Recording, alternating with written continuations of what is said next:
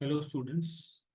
So in the last lecture we discussed about dishonor of a negotiable instrument, in which we discussed about dishonor of any, let's say, bill of exchange by non-acceptance, or dishonor of any negotiable instrument by non-payment. If any dishonor takes place, then we have to give a notice of dishonor, okay, within a reasonable period, and notice is given by whom and to whom. So it is always given by the holder of the negotiable instrument to all the prior parties except the maker or the acceptor, maker of a promissory note, drawer of the check, और acceptor of the bill of exchange. Okay, और ये हमने reason के साथ पढ़ा था last lecture में. और जब हमने किसी को नोटिस ऑफ डिसऑनर भेज दिया है, पर हमें पता नहीं है कि सामने वाली पार्टी की डेथ हो गई है, तो हमने जब नोटिस ऑफ डिसऑनर भेज दिया है तो इट इज सफिशिएंट, है ना, मतलब हमने हमारा काम कर दिया है. Okay, next topic that comes up is in which situation notice of dishonor is not necessary. Okay, कब हमें dishonor का नोटिस नहीं भेजना पड़ेगा. ओके, लेट्स से फर्स्ट है वेवर. वेवर का मतलब क्या है कि अगर मैं acceptor of the bill of exchange हूँ, या लेट्स से कोई भी party prior party to the bill of exchange हूँ, या प्रायर पार्टी टू चेक या प्रॉमिसरी नोट हूँ, और मैंने बिल, प्रॉमिसरी नोट या चेक को एंडोर्स करते वक्त ऐसा क्लियर कह दिया था कि मुझे नोटिस ऑफ डिसऑनर नहीं मिलेगा तो चलेगा, मतलब मैंने खुद ने वेव कर दिया है. ओके, वेव करना मतलब क्या होता है कि मैंने ही आपको अलाउ किया है कि आप मुझे डिसऑनर का नोटिस नहीं भेजोगे तो चलेगा. ओके, अब चलो, ये वेवर कब हो सकता है? At the time of drawing of the bill, or drawing of a check or promissory note, or endorsing the instrument on or before, sorry, or before or after the time for giving notice has arrived. मतलब dishonour का notice देने का time आए उससे पहले कोई भी इंसान इसको वेव कर सकता है. A waiver by a party to receive notice ensures for the benefit of all the parties coming after him.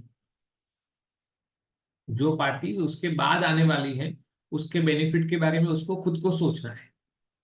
Next is in order to charge the drawer when he has countermanded the payment. Okay, तो drawer ने ही बोल दिया है, drawer has cancelled. काउंटरमांडेड का मतलब क्या होता है? Cancelled the payment. उस केस में भी नोटिस ऑफ डिसऑनर की जरूरत नहीं है. नो डैमेज, मतलब वांट ऑफ नोटिस का मतलब होता है लेक ऑफ नोटिस. नोटिस न देने की वजह से अगर किसी भी तरह का नुकसान नहीं हुआ है, ओके, देन ओके, ऑब्वियस है, मतलब आपको अगर कोई भी तरह का लॉस नहीं हुआ, you are not at any kind of loss, तो फिर नोटिस का, डिसऑनर का नोटिस देने की भी कोई जरूरत नहीं. When the party entitled to the notice, entitled to the notice का मतलब क्या होता है? हम जो भी इंडोर्सर्स है, प्रायर इंडोर्सर्स, उसको नोटिस भेजना होता है.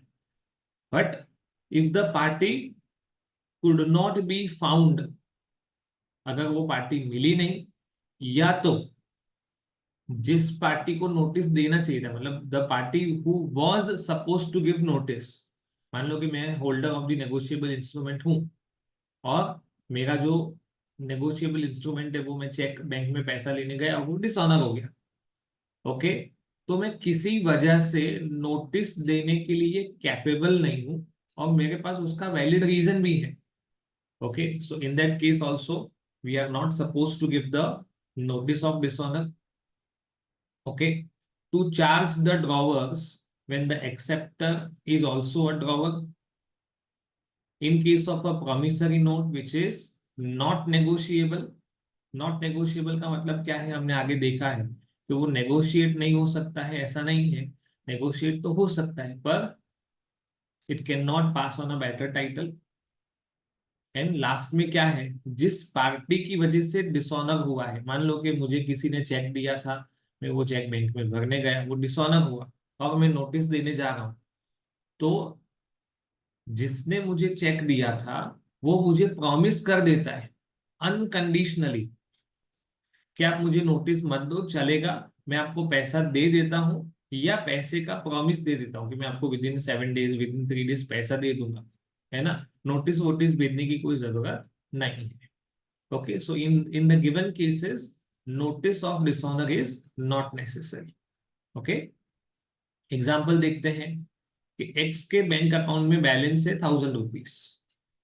ओके, और उसके पास ओवर ड्रॉ करने का कोई अथॉरिटी नहीं है। ओवर ड्रॉ करने का मतलब ओवरड्राफ्ट। कभी कभी ऐसा होता है कि हमारे अकाउंट में जितना पैसा पड़ा होता है ना, हम उससे ज्यादा विड्रॉ कर सकते हैं, हम उससे ज्यादा अमाउंट का किसी को चेक दे सकते हैं, प्रोवाइडेड बैंक ने मुझे ओडी, ओवरड्राफ्ट का फैसिलिटी दिया।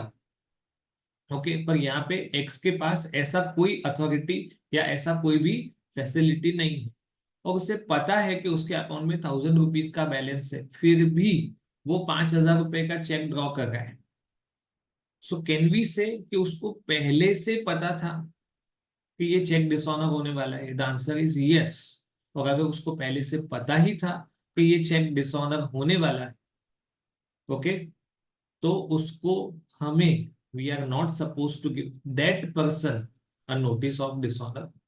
हमें उस इंसान को डिसऑनर का नोटिस देने की कोई जरूरत नहीं है। ओके, सेकंड केस में x is a drawer of the bill and informs why the holder of the bill. X ने बिल ड्रॉ किया है और वो इंडोर्स होते होते वाई के पास आया है। ओके, और वो वाई को पहले से बता देता है कि ये बिल क्या हो जाएगा, it would be dishonoured on the presentment for payment.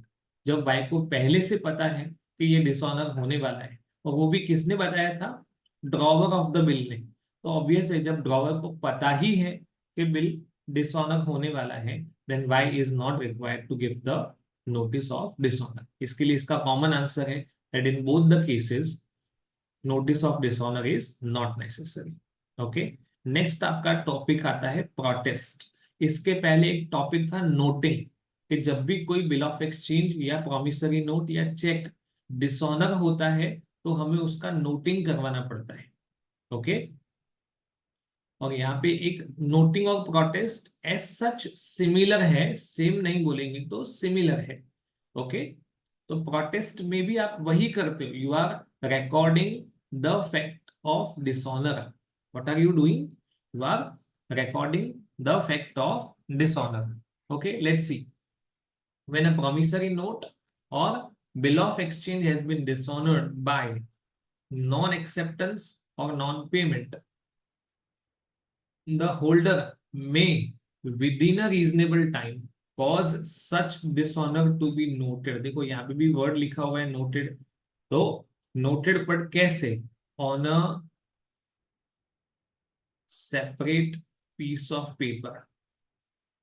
Noting है ना, नॉर्मली बिल ऑफ एक्सचेंज के पीछे, चेक के पीछे, है ना, वहां पे एक स्टैंप लगा देंगे तो हो जाता है ना, जबकि प्रोटेस्ट है ना वो अलग सेपरेट पीस ऑफ पेपर पे होता है। इतना माइनर डिफरेंस है, दोनों केस में हमने किया तो वही है कि हमने फैक्ट ऑफ डिसऑनर को रिकॉर्ड किया है, पर प्रोटेस्ट के केस में क्या होगा, that we are recording the same on a separate piece of paper, और उस सर्टिफिकेट को, है ना, क्या कहा जाएगा, प्रोटेस्ट। देखते हैं, protest for better security. Okay, protest for better security क्या है, देखते हैं कि जब acceptor of the bill insolvent हो चुका है मैच्योरिटी से पहले, मतलब हम पैसा लेने जाएं उससे पहले एक्सेप्टर इंसॉल्वेंट हो चुका है, तो we are pretty much sure कि हमको या तो पैसा मिलेगा नहीं या तो पूरा नहीं मिलेगा, या तो मार्केट में उसकी जो क्रेडिट है वो इम्पीच हो चुकी है, दैट इज उसका गुडविल डैमेज हो चुका है किसी रीजन की वजह से। फॉर सम रीजन उसने ऐसा कोई एक्ट कर दिया कि उसकी गुडविल डैमेज हो गई. Okay, and all these things are happening before the maturity of the bill. तो अब होल्डर क्या कर सकता है? द होल्डर में within a reasonable time cause a notary public, मतलब होल्डर किसके पास जाएगा? नोटरी के पास जाएगा और वो कहेगा कि आप एक काम करो, बेटर सिक्योरिटी का डिमांड करो एक्सेप्टर के पास से, कि भाई ये बिल ऑफ एक्सचेंज से काम नहीं चलेगा, आप कुछ और सिक्योरिटी में प्रोवाइड करो so that we can receive the money. Okay, तो एक्सेप्टर ने क्या कर दिया? रिफ्यूज कर दिया. अगर वो रिफ्यूज करे तो की बात है, and on it's being refused में तो ऑब्वियस है रिफ्यूज होने वाला ही है. Within a reasonable time हम जा रहे हैं तो हमको जाने से पहले पता है कि ये रिफ्यूज ही होने वाला है. The acceptor will not be in any position to offer a better security, है ना. मोस्ट ऑफ द केसेस में हमें पता होता है. ओके, तो नोटरी पब्लिक क्या करेगा? Notary public will record such fact. Okay, और वो उसका हमें क्या कर देगा? सर्टिफिकेट दे देगा. और उस सर्टिफिकेट को कहा जाता है protest for better security. Normal protest कब होता है? When there is dishonour. Dishonour दो वजह से होता है, non acceptance and non payment. और प्रोटेस्ट फॉर बेटर सिक्योरिटी वो कब होगा? When the person has become insolvent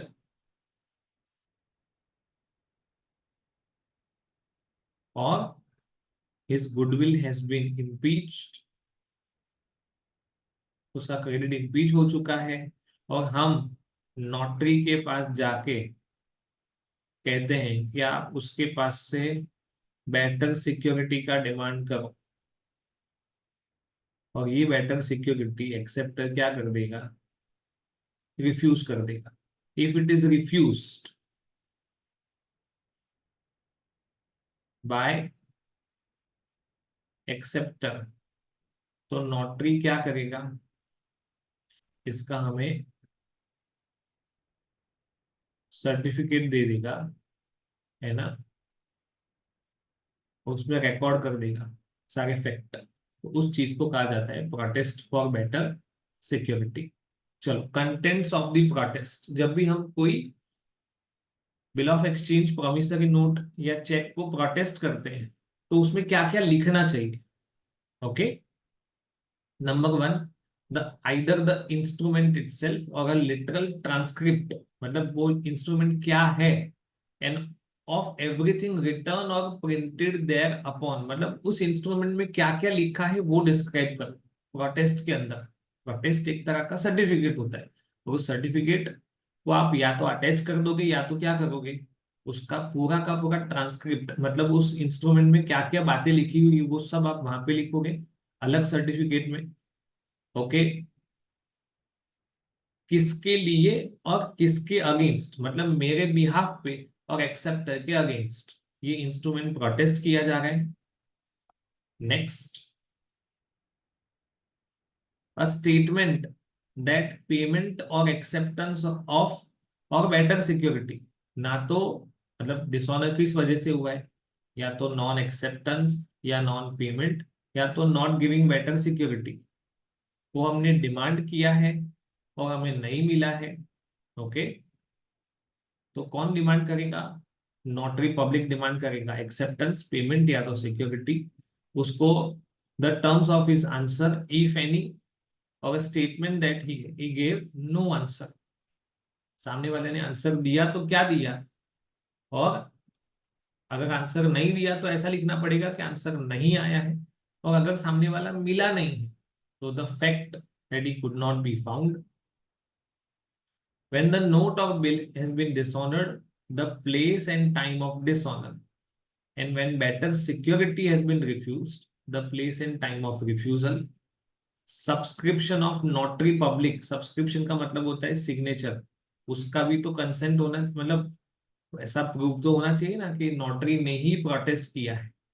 and in the event of an acceptance for honour or of a payment for honour, मतलब हम एक्सेप्टर के पास गए पर acceptor की जगह पे कोई और बिल एक्सेप्ट कर लेता है फॉर ऑनर, या तो वो पेमेंट कर देता है फॉर ऑनर, ओके, तो किसने पेमेंट किया और किसके बिहाफ पे पेमेंट किया है ना, ये सारी चीजें आपको वहां पे रिकॉर्ड करनी पड़ेगी। A notary public may make the demand mentioned in clause C। clause C में लिखा होता है इधर पेमेंट एक्सेप्टेंस या बेटर सिक्योरिटी डिमांड कर सकता है, ओके, या तो वो खुद जाके या by clerk where he is authorised. Notary खुद जाके भी पेमेंट डिमांड कर सकता है, बेटर सिक्योरिटी डिमांड कर सकता है, या और क्या होगा, वो अपने एजेंट को भी भेज सकता है। Notary can send the agent also. Is it okay? Next is notice of protest. जैसे नोटिस ऑफ डिसऑनर होता है, वैसे नोटिस ऑफ क्या होगा, प्रोटेस्ट होगा, okay. When a promissory note or bill of exchange is required by law to be protested, मतलब उस law में ही लिखा हुआ है कि आपको इसको प्रोटेस्ट करना पड़ेगा, तो प्रोटेस्ट का नोटिस, ओके, प्रोटेस्ट का इंटीमेशन तो देना पड़ेगा ना, तो हम डिसऑनर का इंटीमेशन नहीं देंगे, किसका इंटीमेशन देंगे, प्रोटेस्ट का। Notice of such protest must be given instead of notice of dishonour. बात दोनों में एक ही होती है कि हम सामने वाले को ये इन्फॉर्म कर रहे हैं कि आपका बिल ऑफ एक्सचेंज या प्रॉमिसरी नोट डिसऑनर हुआ है, either because of non acceptance और नॉन पेमेंट और because of demanding better security, okay. और नोटिस कौन देगा, the notice may be given by the notary public who makes the protest. जिसके पास से हमने प्रोटेस्ट करवाया है वही सामने वाले को नोटिस भेज देगा, माने होल्डर को नोटिस भेजने की जरूरत नहीं है। यहाँ पे कौन भेजेगा नोटिस, मैं होल्डर हूँ, मैं नोटरी के पास गया और मैंने कहा कि भाई ये बिल ऑफ एक्सचेंज डिसऑनर हुआ है, आपका एक काम करो इसका प्रोटेस्ट कर दो, और वही नोटरी सामने वाले को नोटिस भेज देगा। मतलब यहाँ पे होल्डर नोटिस नहीं दे रहा है, होल्डर के बिहाफ पे नोटरी नोटिस दे रहा है of protest. Protest for non payment after dishonour bye non acceptance. Dishonour किस चीज की वजह से हुआ है, नॉन एक्सेप्टेंस की वजह से हुआ है, और हम प्रोटेस्ट किस चीज का कर रहे हैं, नॉन पेमेंट का। So all bills of exchange drawn payable at some other place than the place mentioned as the residence of the drawee, okay. Bill of exchange कहाँ पेएबल है, जो ड्रॉई का रेसिडेंस है वहां नहीं, उसके अलावा किसी प्लेस पे, and which are dishonoured by non acceptance may without further presentment to the drawee. माने अब बिना ड्रॉई को प्रेजेंट किए, है ना, प्रोटेस्टेड फॉर नॉन, क्योंकि जिसका एक्सेप्टेंस ही नहीं हुआ है उसका पेमेंट भी नहीं होगा, वो बट ऑब्वियस है।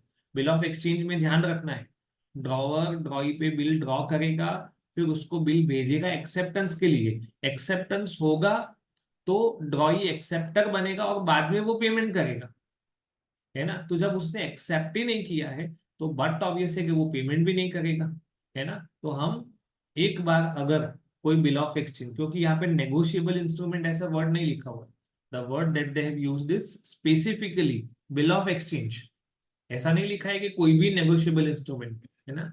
यहाँ पे हम स्पेसिफिकली बात कर रहे हैं बिल ऑफ एक्सचेंज के बारे में, ओके। तो अगर कोई भी बिल ऑफ एक्सचेंज जो हमने प्रेजेंट किया था फॉर एक्सेप्टेंस वो एक्सेप्ट नहीं होता है, और उसे कहा जाएगा डिसऑनर बाय नॉन एक्सेप्टेंस, और उसको फर्दर प्रेजेंट किए बिना ही हम प्रोटेस्ट फॉर नॉन पेमेंट कर सकते हैं, क्योंकि हमें पता है ऑलरेडी कि जो बिल एक्सेप्ट नहीं हुआ है वो पे भी नहीं होगा, ओके।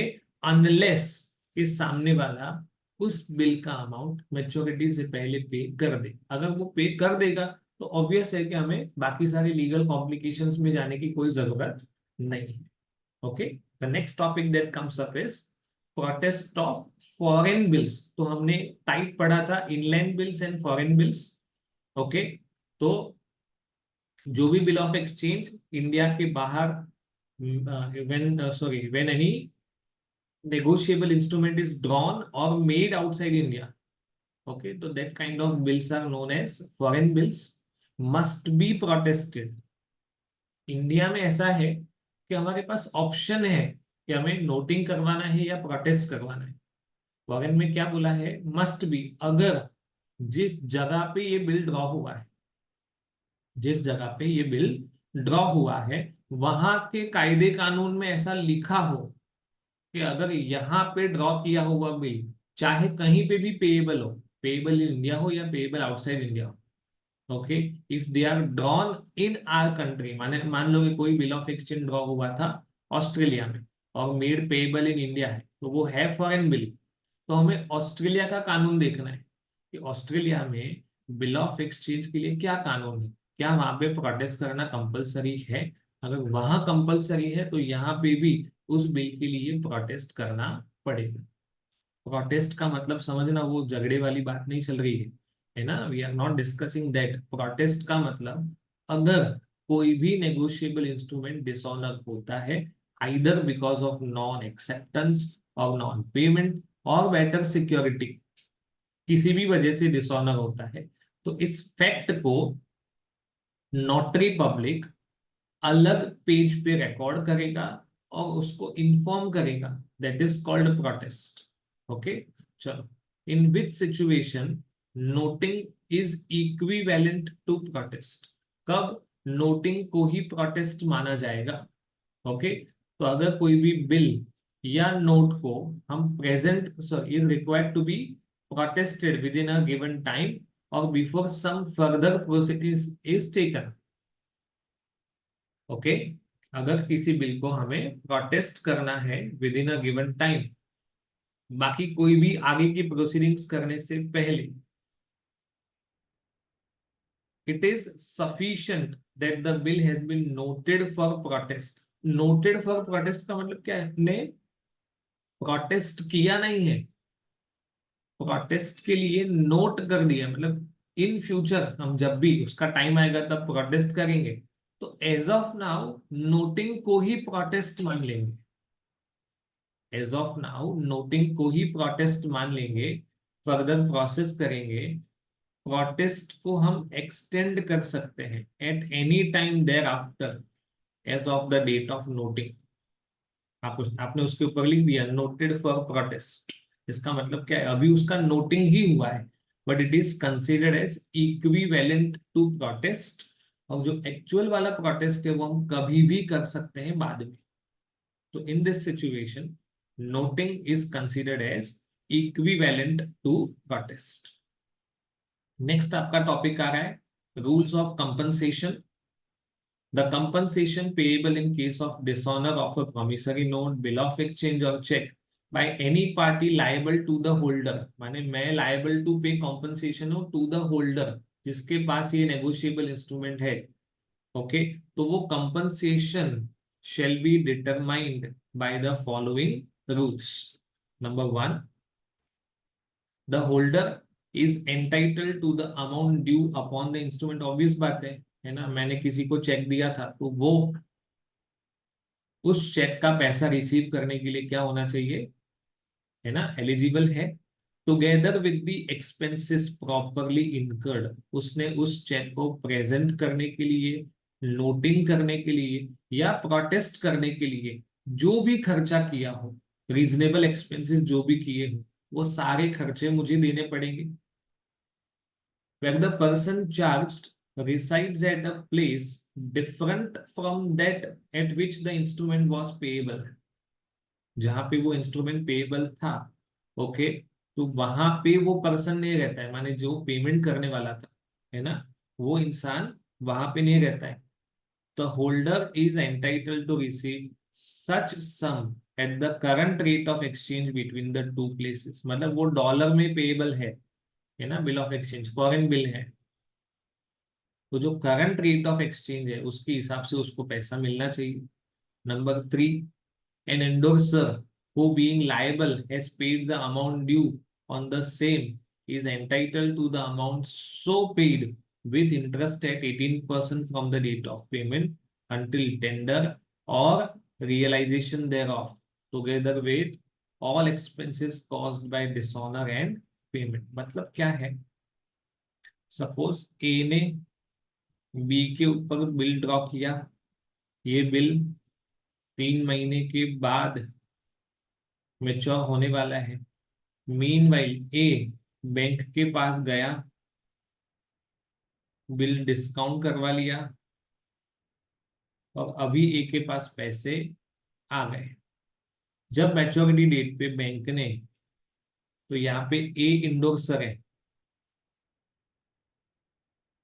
बी इंडोर सी है ना, और बी, सॉरी बैंक इंडोर सी है और बी जो है वो एक्सेप्टर है। तो बी के पास से पेमेंट लेने जाएंगे हम लोग। अब मान लो कि मैच्योरिटी डेट पे बी पैसा न दे, तो क्या हुआ, मान लो कि 1 लाख रुपए का चेक था, ओके, ये बिल डिसऑनर हुआ तो बैंक को एक्स्ट्रा 2,000 रुपए का खर्चा हुआ, नोटिंग, प्रोटेस्ट, ये वो सब, है ना। तो बैंक ये सारा पैसा किससे ले लेगा, इंडोर्सर ने। मान लो this total amount was paid by A to bank. ये हम एनीवे अकाउंट्स में पढ़ते भी हैं कि जिसने डिस्काउंट करवा दिया था वो अभी पे कर ले। Okay, now A is eligible to receive all the sums, all the expenses plus main amount of instrument from, किससे लेगा, बी से। हाँ, ये जो डिस्काउंटिंग करने का चार्ज था ना, वो ए बी से नहीं ले सकते, क्योंकि डिस्काउंटिंग तो वो उसने खुद ने वो फैसिलिटी लिया है। तो मतलब मान लो कि वो बैंक के पास से 1 लाख रुपए का बिल डिस्काउंट करवाने गया था, और बैंक ने उसके पास से 1,500 रुपए डिस्काउंट काट के 98,500 दे दिया, ठीक है। तो ये जो 1,500 रुपए का डिस्काउंटिंग का चार्जेस है ना, वो पैसा ए बी से नहीं ले सकता है। Is it okay? और ये भी अमाउंट कैसे लेगा वो, 1,02,000। अब ये तो ए ने बैंक को पे कर दिया है, मान लो कि बी ए को पैसा दे रहा है 2 महीने के बाद, तो 1,02,000 इंटू 18% इंटू 2/12, अप्रॉक्स 3,060 रुपए इंटरेस्ट चला जाएगा इसमें। तो ये अमाउंट प्लस इंटरेस्ट, इतना अमाउंट वो बी से रिसीव करेगा at the rate of 18% per annum. When the person charged in such endorser reside at different places, the endorser is entitled to receive such sum at the current rate of exchange. The party entitled to compensation कौन होगा, holder, may draw a bill upon the party liable to compensate him, payable at sight or on demand, for the amount due to him, together with all the expenses. Such bill must be accompanied by the instrument dishonored and the protest.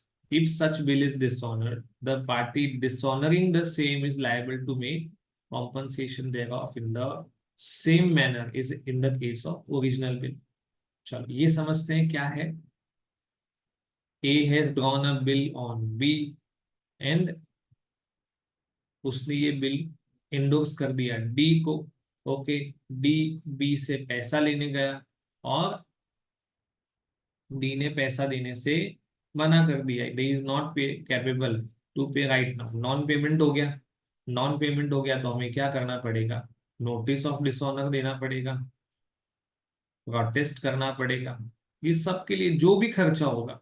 अब क्या होता है कि D ने B को ऐसा कहा कि एक काम करो, मुझे तुम्हारे पास से पैसा लेना है, मैं तुम्हारे ऊपर एक नया बिल ड्रॉ कर देता हूँ, I will draw a new bill, जो तुम एक्सेप्ट कर लो, मैं तुमको और 2 महीने का टाइम देता हूँ। तो अब क्या हो रहा है, let's say D is drawing a new bill on B, okay, and giving time of 2 months. तो जब डी ये कर रहा है ना, तो उस बिल के साथ साथ डी बी को पहला वाला जो फर्स्ट बिल है वो भी भेजेगा, और जो प्रोटेस्ट किया है तो प्रोटेस्ट का जो सर्टिफिकेट है वो भी भेजेगा, और ये जो नया बिल होगा वो विथ एक्सपेंसेस वाला होगा। मतलब सपोज ओरिजिनल बिल 1 लाख रुपए का था और खर्चा हुआ 4,000 रुपए, तो जो नया बिल ड्रॉ होगा वो 1,04,000 का होगा। अब मान लो कि मैच्योरिटी डेट पे जब वापस डी बी के पास जाता है 2 महीने के बाद, तब फिर से बी मना बोल देता है नहीं है, अभी पैसा अरेंज नहीं हुआ है। तो डी के पास जो rules of compensation original bill के लिए लगते हैं, क्योंकि डी ने जो दूसरा बिल ड्रॉ किया था ये तो सेकंड बिल है ना। फर्स्ट बिल तो 1 लाख रुपए का, डी ने बी के ऊपर जो ड्रॉ किया वो तो सेकंड बिल ऑफ एक्सचेंज है। तो इन दैट केस क्या होगा, उसके पास वो सारे राइट्स होंगे जो राइट्स उसके पास ओरिजिनल बिल में थे। Okay, next. ये टॉपिक ऑलरेडी फाउंडेशन लेवल पे कवर अप हो चुका है, फिर भी मैं क्विकली डिस्कस कर लेता हूँ। Okay, what are the of penalties of नहीं आएगा इधर, in case of dishonour of certain types of checks for insufficiency of funds। सबसे मेन रीजन क्या है चेक डिसऑनर होता है? नॉन एक्सेप्टेंस या नॉन पेमेंट की वजह से। ओके, यहाँ पे क्या हो रहा है, नॉन पेमेंट। ओके, पेमेंट नहीं हुआ, चलो पेमेंट नहीं होने की वजह क्या है भाई, चेक में साइन गलत है, डेट गलत है ना, बहुत सारी चीजें हो सकती है। पर यहाँ पे रीजन क्या है, इनसफिशियंसी ऑफ फंड्स। मतलब वो वाला था जो कि 1,000 रुपये आपके अकाउंट में पड़ा हुआ है और आप 5,000 रुपये का बिल ड्रॉ कर रहे हो या चेक ड्रॉ कर रहे हो, तो इन दैट केस क्या होगा, you very well know that the cheque will be dishonoured because of insufficiency of funds. Okay, so where the check is drawn by a person on an account maintained by him with a banker, तो यहाँ पे bank ड्रॉई है और हम drawer है, for payment of any amount of money to another person from that account। अब समझना है, ये सबसे इंपॉर्टेंट कंडीशन है, for the discharge in whole or in part of any legally payable amount। मतलब मैंने किसी से सच में कुछ खरीदा है, गुड्स सर्विसेज या असेट्स, ओके, या तो लोन लिया है और उसके बदले में मैं चेक दे रहा हूं। अब मान लो कि कोई मेरे पास से जबरदस्ती धमका के चेक लेके जाए, इलीगल कंसिडरेशन है और वो डिसऑनर होगा तो सजा नहीं होगी। मैंने किसी को एज अ गिफ्ट कोई चेक दिया है, डोनेशन के फॉर्म में दिया है, सिक्योरिटी के फॉर्म में दिया है, या मियर मोरल ऑब्लिगेशन है, तो यहाँ पे वजह क्या है चेक देने की, अदर देन डेट और लायबिलिटी, है ना। मेरा कोई लायबिलिटी नहीं है, मैं ऐसे ही डोनेशन के फॉर्म में या गिफ्ट के फॉर्म में चेक दे रहा हूँ। ओके, तो इन दैट केस क्या होगा, वो डिसऑनर में insufficiency of funds section 138 applicable नहीं। तो आपको चेक का पेमेंट करना है, बट किसके against, against the receipt of goods services, loan, asset, कुछ भी, है ना, is return by the bank unpaid. ये चेक बैंक ने क्या कर दिया, रिटर्न कर दिया, जिसको हम नॉर्मल सेंस में ऐसा बोलते हैं चेक बाउंस हो जाता है। बाउंस हो गया, डिसऑनर हो गया, रिटर्न हो गया, one in the same. Either, अभी वजह, because of the amount of money standing to the credit is insufficient. पैसा तो है आपके अकाउंट में पर वो सफिशिएंट नहीं है, या तो it exceeds the amount arrange to be paid. Arrange to be paid का मतलब क्या है, मैंने जब अकाउंट ओपन करवाया था तो बैंक को एक क्लियर इंस्ट्रक्शन देके रखा था कि मेरे अकाउंट में से 1 लाख रुपए से ऊपर का अमाउंट कभी भी चेक से पे नहीं होना चाहिए। उसको सेफ पे बोलते हैं, है ना, एक अरेंजमेंट होता है। मतलब कोई भी इंसान कभी भी चेक के ऊपर साइन करवा ले और आपके अकाउंट में से 10 लाख रुपए एक साथ विड्रॉ कर ले तो वो पॉसिबल नहीं। रीजन भी कि आपने लिमिट करवा दिया है 1 लाख रुपए। अब मान लो कि आपके अकाउंट में पैसा है, you are having sufficient amount in your bank account, let's say you are having 7 lakh rupees in your bank account, आपने चेक लिखा है 2 लाख रुपए का, पर आपने बैंक को इंस्ट्रक्शन क्या दिया था अकाउंट ओपन करवाते वक्त कि 1 लाख रुपए से ज्यादा पे नहीं होना चाहिए। इस केस में भी चेक क्या हो जाएगा, dishonour. Okay, because of insufficiency of funds, even though funds are there, but reason तो यही लगेगा। then such person shall be deemed to have committed an offense। उसने गुनाह किया है ऐसा माना जाएगा, उसको 2 साल तक की सजा और फाइन हो सकता है। वो कितना हो सकता है? Twice the amount of cheque और विथ बोथ, मतलब 2 साल की सजा भी हो सकती है, double the amount of cheque, 10,000 रुपए का चेक है तो 20,000 रुपए का फाइन, सब हो सकता है। when section 138 shall not be applicable, okay, unless the below conditions are complied, मतलब जब तक ये conditions fulfill न की जाए तब तक 138 एप्लीकेबल नहीं होगा। तो सीधा सीधा मीनिंग क्या है कि अगर हमें dishonour because of non payment वाला कंडीशन अप्लाई करना है तो ये कंडीशन ना, these conditions must be fulfilled, इन कंडीशंस को कंपलसरी फुलफिल करना पड़ेगा। ओके, तो cheque must be presented within validity period, कितना है? 3 months from the date. Okay, demand for payment through notice, मतलब अगर एक बार आपका चेक डिसऑनर हो चुका है तो ऐसा नहीं है कि सीधा केस कर दो या कोई भी तरह की सजा के लिए कुछ भी काम आगे बढ़ा दो, नहीं। उसके बाद आप सामने वाले को इन्फॉर्म करते हो, नोटिस ऑफ डिसऑनर, उसको 30 है ना, कितने दिन में इन्फॉर्म करते हो? देखो, makes a demand for the payment of the said amount by giving a notice, okay, with in 30 days, मतलब सामने वाले को आप और 30 days का टाइम देगा, भाई पे कर दो। एंड द फी, अब वो अमाउंट क्या रहता है? 30 दिन के बाद भी अमाउंट अनपेड रहता है, मतलब ऐसा नहीं है कि अभी चेक डिसऑनर हुआ तो सीधा 30 दिन के अंदर अंदर, सॉरी, या तो 2-4 दिन के अंदर अंदर केस कर दो, no, you have to inform the other person, demand the payment and give them a time period of 30 days। और उसके बाद भी अगर वो पेमेंट ना कर पाए, and the last one is failure of drawer to make payment, the drawer of such cheque fails to make the payment of the said amount to the payee or to the holder within 15 days of the receipt of the notice। मैंने आपको inform करना है 30 days में, 30 days के बाद wait करना है 15 days का। सॉरी, मैं भी शायद मैंने कुछ गलत बोल दिया हो आगे, फिर से क्लियर कर देता हूं। आपने चेक प्रेजेंट किया बैंक में, बैंक ने आपको इन्फॉर्म किया कि ये डिसऑनर हो चुका है, तो मान लो कि बैंक ने आपको 6 जून को इन्फॉर्म किया, तो आपको 6 जून से 30 days के अंदर अंदर नोटिस भेजना है फॉर डिमांडिंग पेमेंट।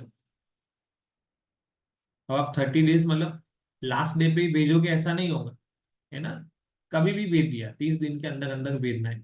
और आपको सामने वाले को जब नोटिस दिया उसके बाद 15 days का टाइम देना है फॉर पेमेंट। नोटिस 30 दिन में देना है, पर नोटिस जब दिया वहां से 15 दिन का टाइम देना है। और इसके बाद भी अगर वो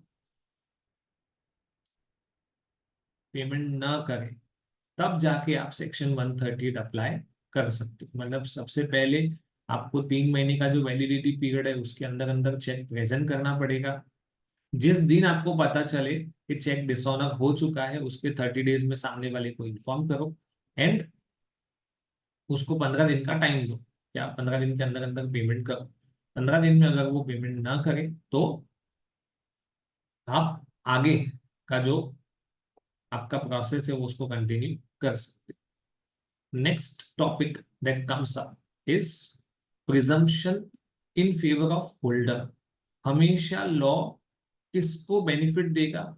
the presumption is always in favour of holder. पढ़ते हैं, when a cheque is dishonoured it shall be presumed that the holder received the check which is referred in section 138, जो को लिखा था ना, for the discharge of any debt or liability। मतलब मेरे पास अगर कोई चेक है तो लॉ हमेशा ऐसा मान के चलेगा कि इनके पास जो चेक आया है वो चेक लेने के लिए वो एलिजिबल थे, मतलब मैंने किसी को सर्विस प्रोवाइड की है उसके बदले में चेक लिया है। ओके, तो ये मेरे फेवर में हुआ, अनलेस कि सामने वाला इसके कॉन्ट्ररी में कुछ प्रूव करे। मतलब जिसने मुझे चेक दिया है उसके ऊपर बर्डन ऑफ प्रूफ है। वो प्रूव करेगा कि भाई मिस्टर मोहन के पास जो चेक है, मेरा चेक है, वो किसी डेट या लायबिलिटी के लिए नहीं है, उन्होंने मेरे से धमका के चेक लिया था या किसी और वजह से इलीगल कंसिडरेशन के लिए चेक लिया था, ब्राइब लिया था।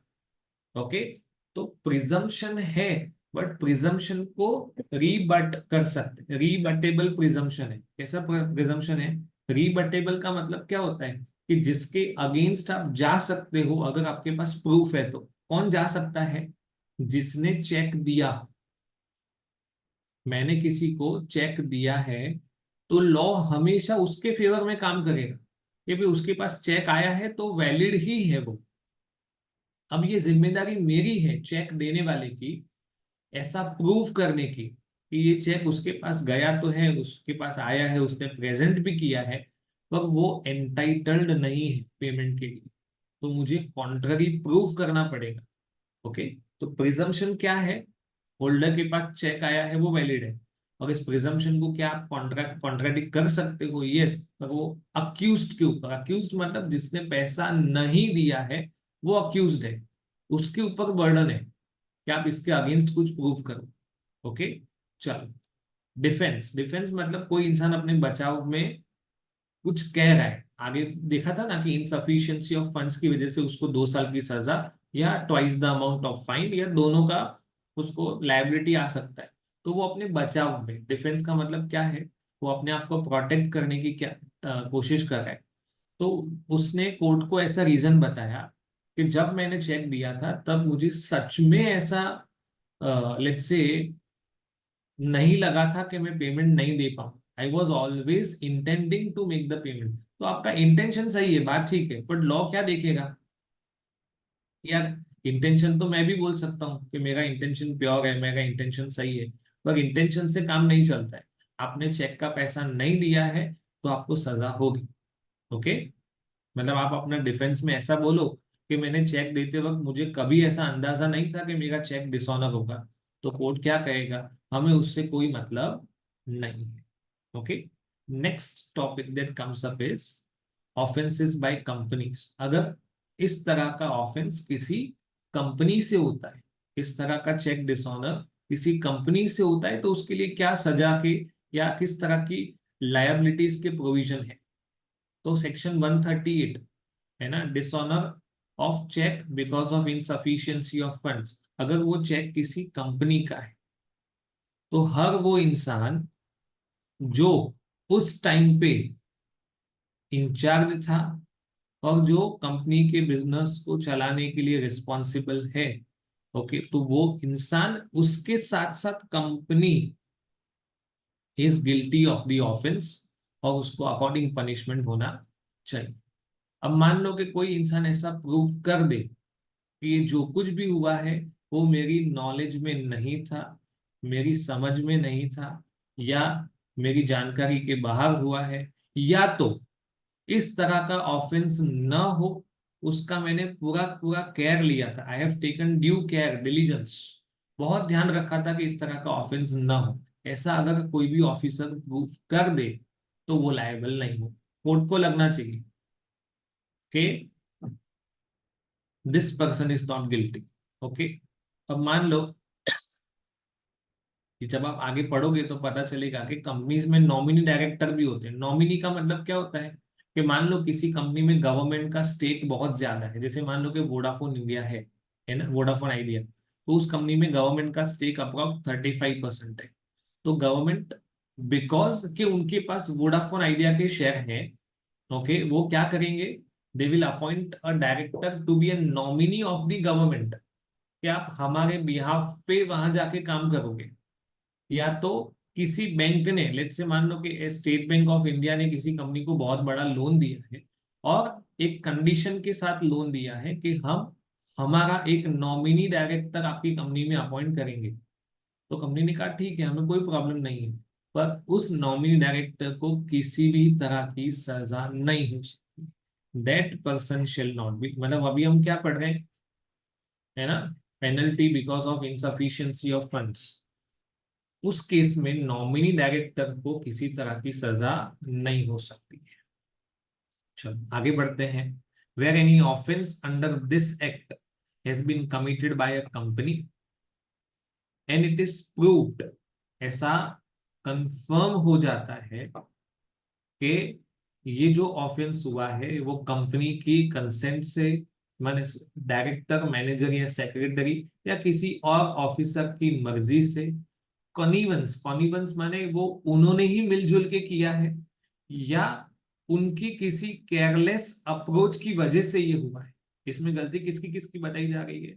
डायरेक्टर, मैनेजर, कंपनी सेक्रेटरी और एनी अदर ऑफिसर। तो अगर ऐसा प्रूव हो जाए कि इनको पता था, उनकी कंसेंट से हुआ है, उनकी मन मर्जी से हुआ है, और उन्होंने जानबूझ के, कॉनिवेंस का मतलब क्या होता है, एक बोलते हैं ना मिली भगत करके इन लोगों ने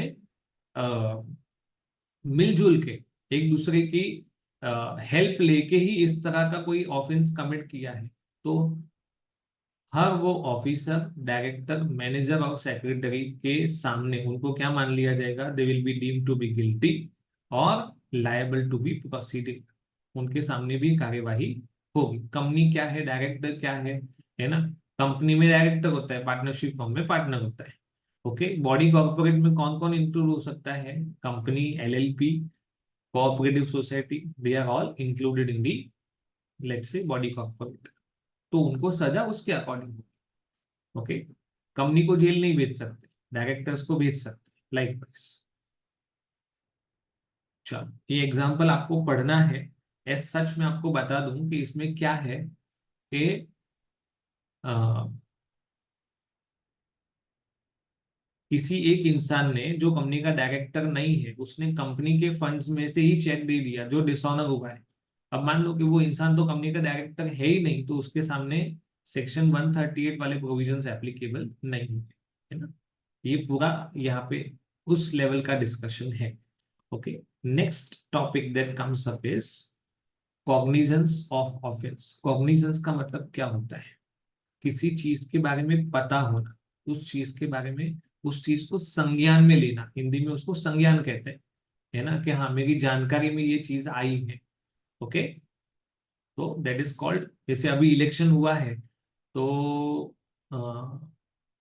रिसेंटली, मतलब आज के दिन की अगर बात करें, तो हमारे ऑनरेबल प्राइम मिनिस्टर किसी जगह पे जाके ध्यान करने वाले हैं, मेडिटेशन।